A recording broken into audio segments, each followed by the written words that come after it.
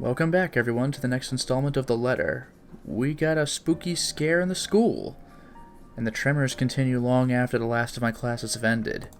Although none of my students have commented on it, I've caught a few sharing anxious glances every time a pen slips from by hand. Alright, or my shoulders tense whenever called. How unusual it must be for them to see the normally composed Miss Gales become a bundle of nerves. Even the most boisterous ones have given me less grief today. You'd think being on my fourth cup of tea would provide any sort of comfort. Or is this the fifth? Egad, why does counting matter now? The fact that I can't easily shake it off this time should tell me something, that maybe I should start listening to Isabella. The last time this happened, I passed it off as some lapse on my part, after having been sick the week before. And it is a natural conclusion. Those are just stories, a centuries-old lore passed by the locals to keep children in line. What place doesn't have those? One of my Dawes books even went so far as to describe them as a strong part of Isabella's culture. Tree giants, women who feed on unborn children straight from a mother's womb, or hell, there's even that one story about a demon baby. All folklore that never had a smidgen of truth in it, most probably told to scare off the natives there back in the old days. Much like every other one in every other place. The world is more universal than people care to think. But looking at it from where I'm standing now, after staring right into the eyes of that woman, after all the things I've been hearing and feeling, Perhaps there's really more to that bloody letter than some awful Halloween prank. Perhaps Isabella's right all along. Better late than never. A terrible thing if true. Though that thought doesn't linger long, thankfully. Soon the ringing of my mobile takes my attention away from it. An unfamiliar name flashes before me once the screen lights up and my brows knit together. Oh. Marianne McCulloch. Staring hard at the screen, I try to remember when I've entered this person on my contact list. It takes a moment, but when it clicks, my eyes zeroes. Boo. My eyes zero in on the book lying wide open on my table. Loaned out from the library almost a week ago. I met the woman there by sheer coincidence, a fellow history buff, apparently. We were after the same book, but in the end, she's given it to me, under the condition that I call her once I'm done. To be honest, I've completely forgotten about it until now, and, well, I haven't really taken a peek at it until today. Normally I'd be done with the whole volume of this size a few days after taking it out, about one or two depending on how busy I am, but finding a chance to sit down and read through it has been more difficult lately than I anticipated. One moment I'm busy simply grading worksheets, attending a movie premiere the next, then somebody's suddenly inviting me out for one reason or another. Days later, a friend stops showing up in her flat, right after worrying reports pop up in the local news. There simply isn't enough time to breathe and get a grip on things. I have been flipping through the pages of said book moments ago, though never really reading anything, and merely hoping for a distraction. To no avail. My phone gives out another ring, and this time I do not hesitate to answer. Marianne? Hello. Here I was starting to wonder if it was a bad time to call. Is it? No, not at all. I dismissed my last class a few minutes ago. I'm pretty much free for the rest of the afternoon. Unless something comes up. Is this about last time? The book? Not really. I was hoping to ask you about some other thing. Oh, sure. What about? You grew up in this city, didn't you? It's a peculiar question to ask to someone you've just met, but I answer her nevertheless. I'm more curious where she's heading with this by starting with that. Born and raised, third-generation migrant. Why do you ask? So, you must be familiar with the local lore. The, stories? Quite. If I'm going to teach about history, I'd like to think I am, yeah?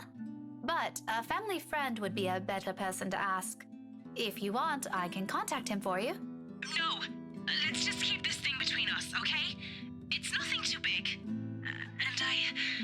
Alright. I really don't know how else to put this without sounding a bit crazy. But things have been really, odd. Okay, at this point, I think she had an auditory hallucination, and probably the thing in the TV.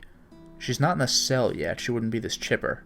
Do you remember the mansion I mentioned back when we met? My current project? In hindsight, I should have expected it to lead to this. She must not have lived here long if she's just asking about this now. It didn't take a week with Isabella when she arrived, but that's Isabella, superstitious down to the last hair. Though it won't be too far off to think Marianne has only started thinking about this recently. She's working on the damn house itself. I must admit, even I'm curious now, despite living here for so many years and having so many chances to look it up before. The Ermengarde mansion, yes? Yes, that one. And, the thing is... Oh dear, this is a bad idea. You know what? Just forget I ever called you about this. It must have been the sunny weather. It's making me sick and see stupid things. I really love how off-put or put off everybody is by sunny weather. Oh, this weird sunny weather in England. See things. No, wait. It's alright, I don't mind. There's a moment's pause before she responds again. She's right in that this is a silly thing to talk about, especially between what I assume two people who are pretty grounded on their beliefs with regard to these things. I won't blame her if she hesitates. I can't believe I'm asking you about this. It's fine. Why don't you just think of it as some form of research? Well, alright. But after this, we're going to forget we ever had this talk. My lips will be sealed. Now, what is it about the mansion? Just, what do you know about it? The general gist. The place's past. What happened to the owners? Anything you can give me. Let's see. To start off, I do my best to give her a concise summary, from the time the house was commissioned 400 years ago and who had it built, up to the point it got deserted after the last heir's death and the deed was passed on to the Ermengarde's nearest relatives. Passed on to the relatives? Frankly, if it weren't for those urban legends persisting, the house would have already faded into obscurity long ago. Demolished, even. These are all nothing she probably hasn't heard of before, yet there's dissatisfaction in her tone once I finish. That's all there really is to it? as far as I know. There's this little bit I forgot to mention about Lady Charlotte Ermengarde's death, but most of those are just theories. Aside from that, this is really everything we've been teaching all these years. Should there be anything more? No mention of any other weird stuff? Other crazy stories? Or a letter of some sort? My blood runs cold. Any warmth and comfort the tea I have drunk has given me prior has instantly been drained out of me. The phone creaks softly as my light hold on it turns into a firm grip. This whole letter bullshit is starting to turn into more than a coincidence. None that I've heard or read of. True, but you can mention the goddamn letter. This is confirmation. What does a letter have to do with this? Oh, no. It was just something I came across. Ignore it. Random thoughts, you know? By the way, I need to run. Thanks for answering my questions. She ends the call abruptly with only a clipped goodbye, leaving my mind heavy with even more thoughts. The mood around my classroom has gone considerably denser, in light of what little I've gleaned from that conversation. I don't think Marianne's lying about her intent. Her interest is genuine, I'd give her that, but she's left a lot of things out. I get the sense she only asked because something's happening around her too, and if she hadn't mentioned the letter, I probably wouldn't have made the connection. Just what the hell did we get ourselves into? Sure be nice if you'd say something. Duh. Of course, there's still a lot of confusing details in this. All of these are just assumptions. No concrete conclusion to be formed with what we have, and if we want to find out what we're really dealing with, I think Marianne's right. There might be something more to those stories. As absurd as it sounds, the very place that gave us that letter might tell us something beyond what we know. And tomorrow night, I have a few hours of that chance at the housewarming party. Totally not an exciting thought since the place is privately owned now, I can't just wander around. But it's enough reason to keep the dread at bay, as I step out of the room ready to put an end to this day. You know... Oh, how did this work? When did Marianne go to the basement? Was that during the party when she surprised Johannes? Because if so, Becca might have a chance at keeping up. However, all those good vibes disappear into thin air when I run headfirst into Luke, who is still here? There's really something in this man. Regardless of how much my opinion of him has changed over the span of a few hours, he simply blasts through every good impression people have of him, without care or thought. He doesn't even need to open his mouth. His mere presence does it. In all honesty, I think he's the kind of guy only a mother can love. You're still here? Obviously. Who do you think's standing in front of you? I mean, fair question, but as of the last installment, we really don't know who is standing in front of us necessarily. As long as it's Kylie. An ass. Oh, come on, Daisy. You've done better than that. Losing your touch? Luke, I don't have time for this. I'm heading home, and your face is the last thing I want to see before I leave. What do you want? Belatedly, I notice his hand. Partly raised, almost poised for a knock. At a slight lift of an eyebrow, he quickly drops it to his side and turns to Kylie. Strange. She's standing a few steps away from him, holding her hands behind her back and towing at something on the floor with the tip of her shoe. With tip of her shoe. Holding her hands behind her back. Does she have her drawing? The jelly babies? Then he proceeds to make vague gestures at me and the child. He resembles a fish flopping for air with the way he's moving his arms, though I think he's trying to urge her to speak up. Munchkin, I thought you wanted to tell her something. You do it, Tio. This wasn't my idea, darling. Don't worry. I won't tell Tia what you told me the other day. And this morning. Huh? Luke exhales, rolling his eyes at the ceiling and maybe praying for the universe to grant him more patience. He knows a losing battle when he sees one. He may act worse than a 5-year-old throwing a tantrum at times, but he's no match for an actual child. Nothing better than being served a dose of his own medicine, huh? Once his frustration has been promptly let out, he points a rude finger at me. And he says, objection. I do my best to stare the offending digit down, but I can already hear the demand before it's even out of his lips. Is he going to invite me to the party personally, even though he may not know we already have an invitation? You, come with us. What makes you think I will? Because little Rugrat here is upset and worried, and it's your bloody fault. I've no idea what happened this morning, but if you don't come with us, I won't be hearing the end of it from her. So do me a favor, Daisy, and just be glad I'm inviting you. You're asking for a favor, and you can't be bothered to be polite? I don't know.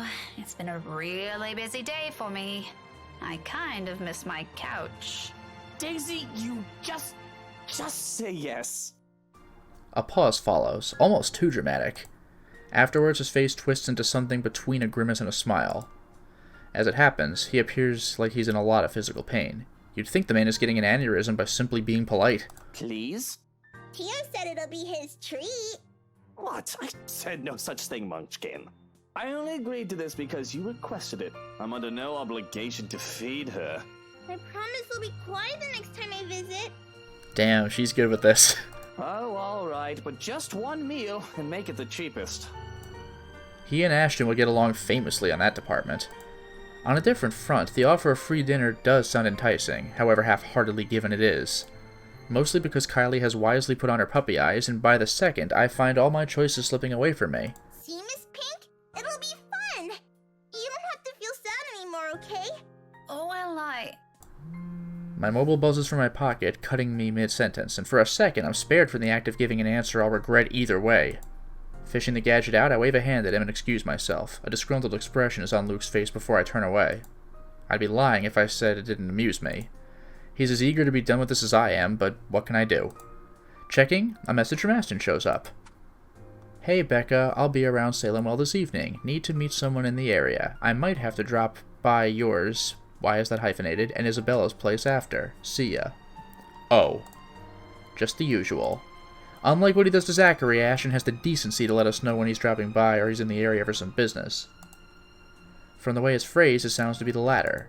Either way, I'm glad he's at least aware of that boundary. Not that Isabella's ever going to let him leave the building unscathed if he ever pulls the same stunt he does with the other man. I cringe to imagine what she'll do to him. Sighing, I slip the gadget back to my pocket. But looking up to see Luke's utter impatience on his face, I now face a different dilemma. This is a tough one! The two of them are still waiting, and knowing the kind of person Luke is, this is already a grand gesture of goodwill coming from him. All to please his godchild. His denials aside, it's easy to tell he's really fond of Kylie from his actions alone. I kinda hate to ruin that. Well, Daisy, we're waiting here. Despite what an asshole Luke is, this is genuinely a difficult decision. On the other hand, there's Ash. His message doesn't exactly imply he's going to wait, or he's expecting me to be there, but there are matters I hope to discuss with him in person, to put it simply. Housewarming party matters. With inviting Isabella out of the question, I only have Zachary and Ashton, although the former has already made it clear he'll be busy this week, and, well, Ashton has been my first choice from the start. Even if he detests attending gatherings like this. It's company that counts. We can be miserable together. But that's the problem, isn't it? He hates them, and it's very likely his answer will be a flat no. I'd rather not hear that. If, by some miracle, he agrees to it, he'll probably be sulking the whole party. Well, we bring Zach anyway, don't we? Not really a tough choice when you put it like that. Still... Oh my god, this is this is hard. Oh jeez. Oh jeez. I'm on thin ice with Ashton. I think I'm gonna have to go with him, unfortunately. But we know we get shot down. Zach's coming. It didn't affect Ashton, and it did negatively affected Luke. Ooh. Oh, wait, did I just save it instead of load it? Ah, well, too bad! First and foremost, no matter where I look at this, it is inappropriate to some degree. Disregarding Luke's honest intentions, I've only known the man for a grand total of 2 days, including today. If I'm going to be thoroughly specific, I'll give it a grand total of around 10 hours. You know what? Let me see something. What if I skip my way over there? There we go. Okay. It doesn't affect Ashton at all. Interesting. In the end, it's my own fondness for Kylie that wins out. This is a little weird, though, but Ashton's never freaking around. Chances are I'll only have to endure his presence for an hour or so. If it lasts more than that, I can make up an excuse. A sudden call from a friend, or things to work on. It doesn't seem so bad when I think of the pros and cons. At best, it'll be a quiet dinner. At worst, it'll be an awkward affair we're both eager to be rid of. I'm leaning more on the latter happening, hopefully for the former, of course. Okay, but only because Kylie asked. Kylie's face instantly lights up. For the third time today, she tackles me into a hug before pulling away and dragging me by the hand towards the building's exit. That's alright. I'm sure Tio doesn't mind. He let me pick where we're going to eat. Don't worry, it's just close. Luke follows closely behind, and perhaps out of some desire to keep the dead air away, I can't resist throwing in a quip. Keep your distance. You better not do anything funny, you hear? I'm the one who should keep my distance. Yeah, touche. May I remind you who approached me first and what you did right after? Oh, I remember it clearly. But perhaps it's you who needs a reminder. You seem to have never learned your lesson. Care we give it another try? Maybe this time it'll stick. Maybe this time it'll stick. Really? I knew Luke was petty, but get the hell out of here. You think you're scary? I'll show you what's scary. I'll show you what's scary. To my surprise, his tone lacks the usual sardonic note in it, and briefly I pause to stare at him. He quickly shuts his mouth right after and walks ahead of us.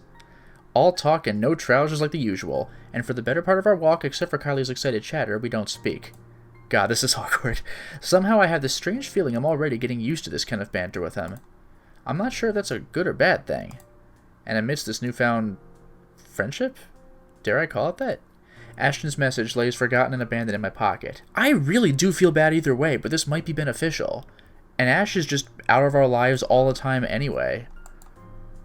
I hope I don't regret this. I feel a little awkward about this. Anyway, achievement unlocked. Of all the places nearest to the school, Kylie picks this one, and waiting for food to be served is as awkward as I've imagined it would be. Not the bad sort, though. The pleasant kind. Surprisingly, Luke's an okay bloke when he tries. When he tries. So long as you're willing to look past the tactless remarks, or we're not exchanging acerbic quips. Wow, there's a word I didn't think I'd see. It's clear he's making an effort for this to be as fun as possible for the 6-year-old by being chattier. Oh, I said 3rd grade earlier? I guess it's 1st grade. Even going so far as to laugh when Kylie's story calls for it. Wow, that is an extra step for Luke. It's an interesting thing to hear from the man. I bet he sounds like Alfred Ashford. Oh. More than once, I catch his frequent cheesed-off expression easing whenever he looks at the girl. And your friend? Did you make up with her? Yep.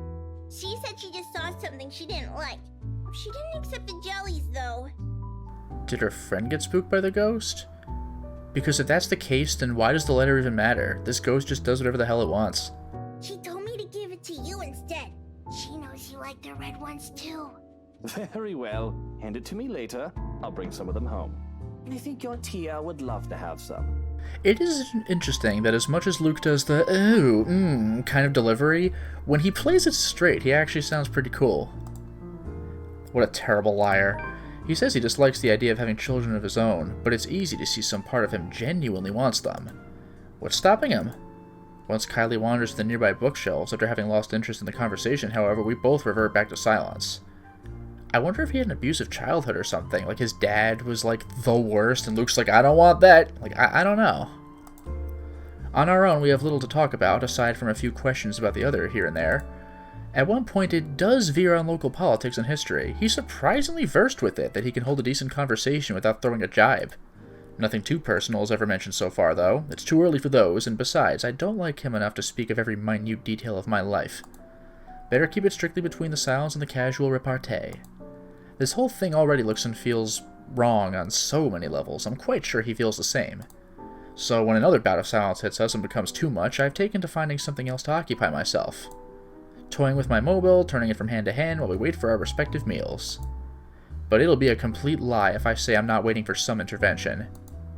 Something to pull me away from this place. Like Ashton. Someone. Who could it be? Ashton's probably at Salem by this time, working on whatever business he has there.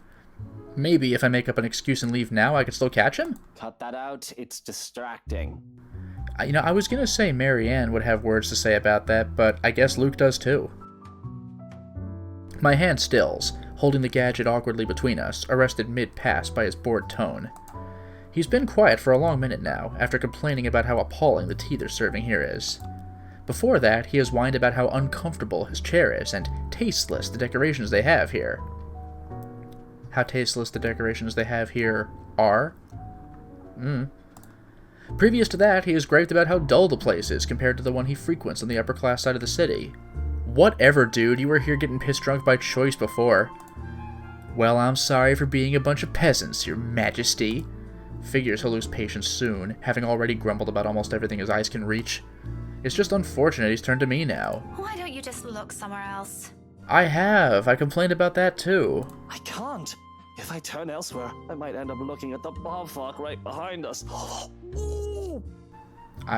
As funny as that last bit was, I don't know what that means. Bobfoot? Do I even want to ask? Wow, so it's not just me. I don't want to hear it. If it's coming out of his mouth, it can only be either rude or offensive. Unless he's talking about the painting, because Luke does appear to know art, I think. Regardless, he continues. Everything looks good. But have you seen the face? Yeah, there we go.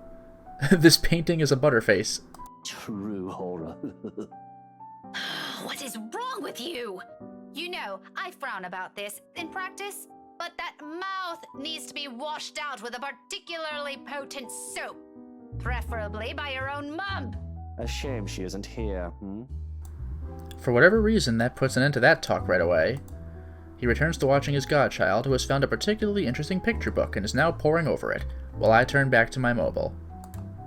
Still no message. Would it kill him to at least send a message, check if I were home? Meanwhile, Luke's silence lasts all but 10 seconds. What is it with the damn mobile? Are you on a curfew? He's got the immature act down pat, I'll give him that. Seriously, how old is this guy? Has he somehow been deprived of affection during childhood? I'll bet he has. And what is it to you? I don't think it's any of your business what I do with it. It is my business, alright? 1, I'm the one paying here. 2, I'm being forced to eat dinner in a place this stuffed and noisy. Lastly, it's been 10 minutes, the food isn't here, and I'm hungry. What you're doing with the mobile is annoying and distracting, when the least you can do is keep things entertaining while I suffer. Very well. Would you care for an idle joke? Some out-of-context story joke that takes too long to tell, and by the time you realize there's little to no punchline, it's far too late? That's your problem? Shouldn't you be more worried about how this entire affair looks to other people? Oh, I didn't realize this was one. You move fast, Daisy. You could have informed me first, you know. Jeez. Had I known, I would have taken you someplace nicer. Certainly the kind with better food and plenty of good wine. Why did I ever think this was a good idea? Did it ever occur to you how inappropriate this might look to everyone? Why should I care? It's only inappropriate if you make it out to be. Relax, I won't do anything to make your boyfriend angry. He doesn't even need to know we dined out. It'll be our dirty little secret. You know, I am regretting this decision more and more. He's not my boyfriend! The words come out with more force than I've intended. The lady doth protest too much, methinks. By the time I realize my slip-up, his lips are already spread in a sneer. Heat slowly crawls up in my face. Oh, so there is someone. You're so easy to read. Except for by Ashton, I guess. Briefly, his eyes search my face. I have no idea what he sees, nor do I care to know, but in the next second he barks out a laugh, displaying his amusement without reserve to everyone within earshot. In that moment, I know I flipped a switch in him somewhere, and I've lost my chance to deny his assumptions. Do I even want to? Isn't that the reason why I've been so focused on my mobile, waiting for another message for him? From him? For a reason to dump this awkward meeting to go after him? Look how mottled you are. Now the nickname makes more sense. Shy Miss Pink and her cute little crush. The color suits you, by the way. It matches the hair. I have noticed that. It's not a crush! Classic denial. But in reality, you want him to be yours. And your every move is made to make him notice you. If that were true, he wouldn't have failed for 17 years. In fact, you don't want him to see you with another man in a non-professional capacity. Because he might misinterpret it.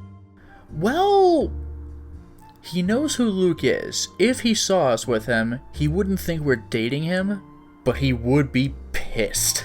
The same thing goes for you, doesn't it? Bloody, yours is even worse. What about your wife? Aren't you concerned she might misinterpret this? Daisy, just because we tied the knot doesn't mean we have to be joined at the hip at every single opportunity. Don't be ridiculous. Why else would you marry her if you don't want to be with her for the rest of your lives? Money. Because, Daisy, she also has other things she can do with her life and friends to spend time with. Granted, I don't like some of them, and I have a few of my own she utterly dislikes. But wifey doesn't have to know my every move. Nor do I hers. Do you know how boring that would be? To be with the same person for all hours of the day, losing sleep over the mere fact they're not with you, or putting everything you have aside to please them, to have your whole world revolve around one person. See, that's interesting because that's basically Hannah's life. Maybe not to that extent, but it's kind of in the neighborhood.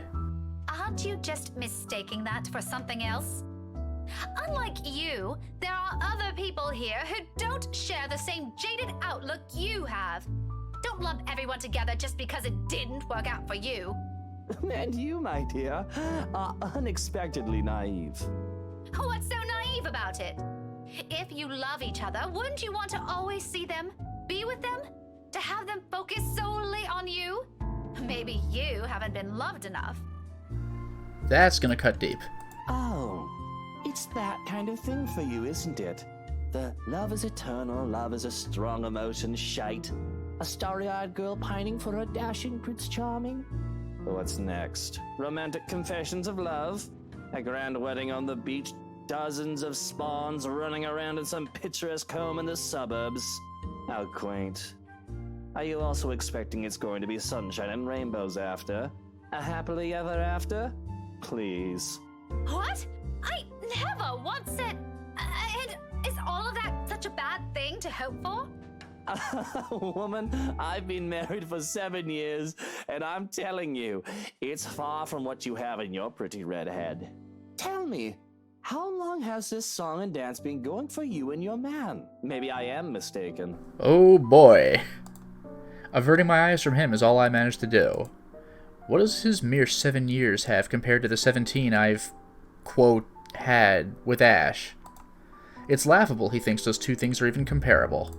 Ash and I may have never moved past the boundaries of friendship like what I'm hoping for years, but what we have isn't something anyone could scoff at.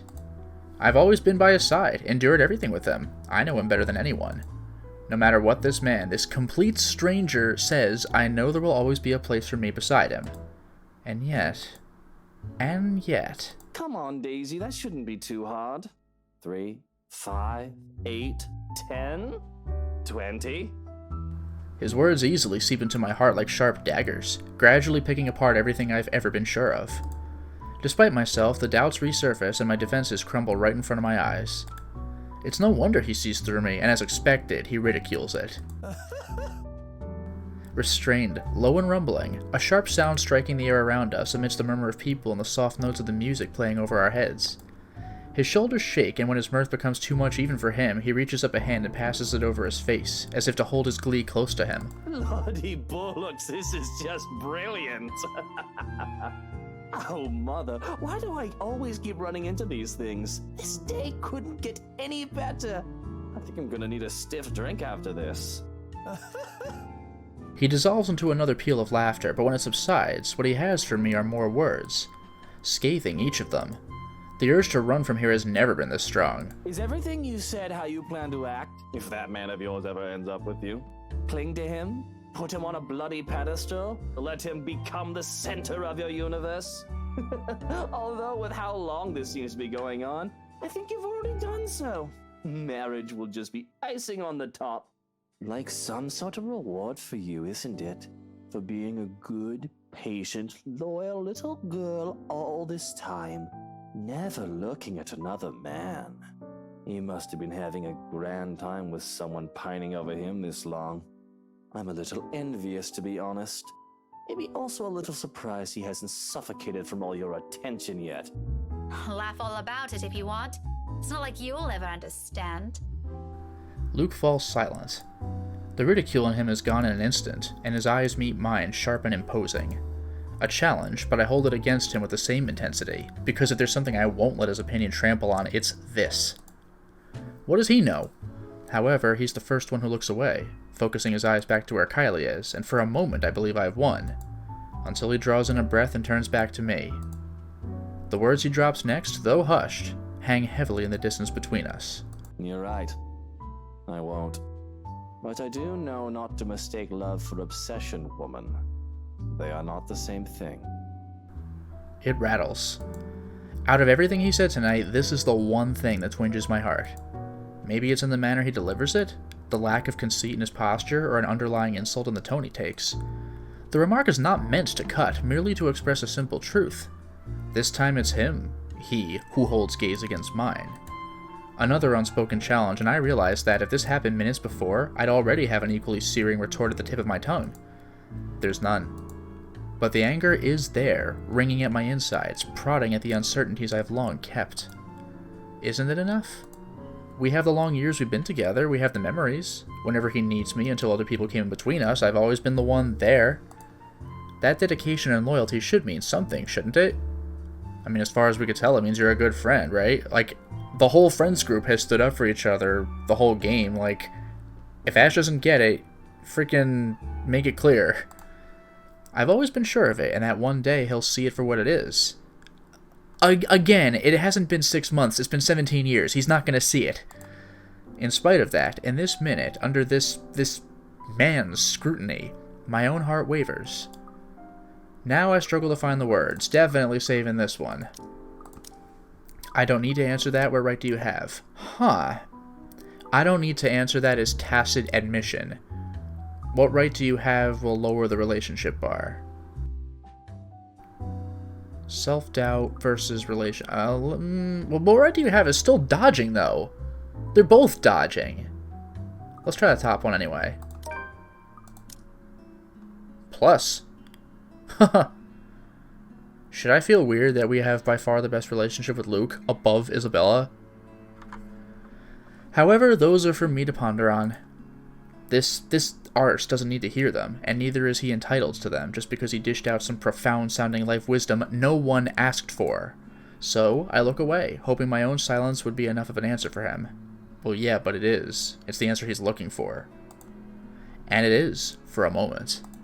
Up until warm, furious tears prickle behind my eyes, stinging, begging for release, along with every other frustration this dumb talk has built up in me. All because of this man. I hate him. I hate the fact that he has to be the one to see me in this sorry state. I'm already expecting another barb from him when his expression shifts. Except he panics.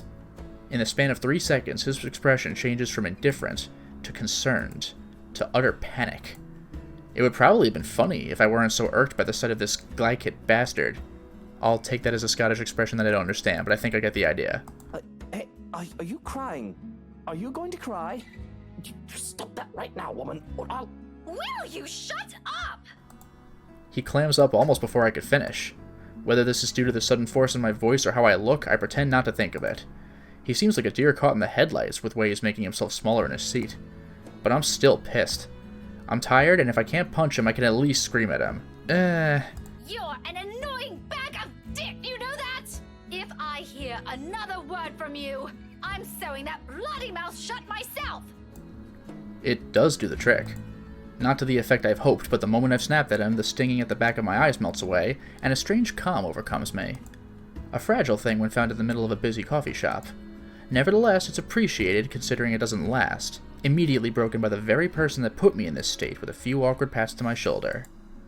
Done twice. Thrice. And another.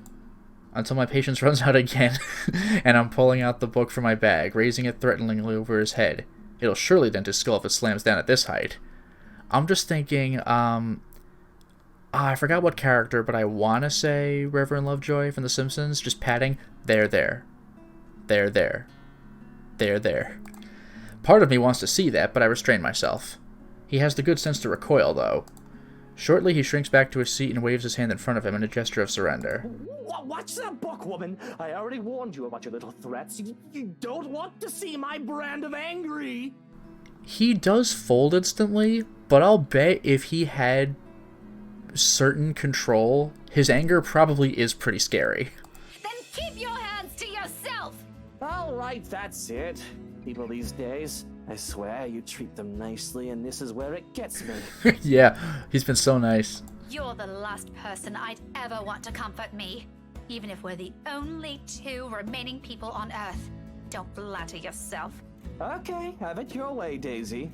And stop calling me Daisy! I have a name, you know! Did we ever make that clear? Come to think of it, we barely got his name, only Kylie mentioned that. We still don't know his last name, technically. He mutters something inaudible under his breath, although afterwards he doesn't say anything further. For the next minute, he simply contents himself with making a mess out of the paper napkins, folding them into clean shapes without any clear intent before crumpling them in his hand when he loses interest, and dumps them in a small pile in front of him. A waiter serves our meal. I was gonna say, we still haven't been served. A waiter serves our meal soon enough, and Kylie makes her way back to our table. But before I could take a single bite, he mutters something. Like, secret I'm sorry?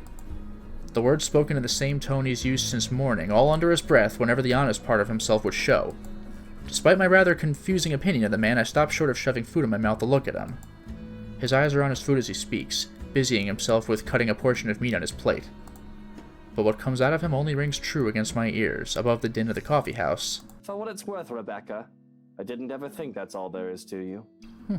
I guess we did make our name clear at some point. Why else would I leave my own goddaughter in your care if you're just some lovesick woman? He spears a piece of his food, pops it into his mouth, and that's it. One whole day with this man, and I still can't figure what his deal is. But for what it's worth as well, I don't think he's an entirely bad guy. Let's say like 94%. The rest of our meal slips by in silence afterwards. Aside from Kylie's occasional chatter, the whole dinner goes by without another word exchanged between the two of us. Somehow we managed to make it through the whole thing without triggering another tension-riddled conversation. A good thing, perhaps. 1, because Kylie's sitting in front of us, and 2, I probably won't be able to hold a proper conversation with my mind heavy with thoughts. We depart from the coffee house just as the evening crowd starts to thin out. The same wordless silence fills our short walk back to the school. Oh, that was a lot. But for now, it's time to stop the installment. Well, we certainly made a lot of progress today, didn't we? More time with Luke. I can hardly believe it. I do feel bad about dropping Ashton, but what's gonna come of it? We need to deal with this. I don't know how we're ever gonna make it clear to Ashton that we like him, but Luke, as much of an ass as he is, does make a point. If we're just going to sit there following him like a puppy dog for our whole lives, then that's just what our relationship is with him. Ashton genuinely may have no idea that we're in love with him, so who the hell even knows?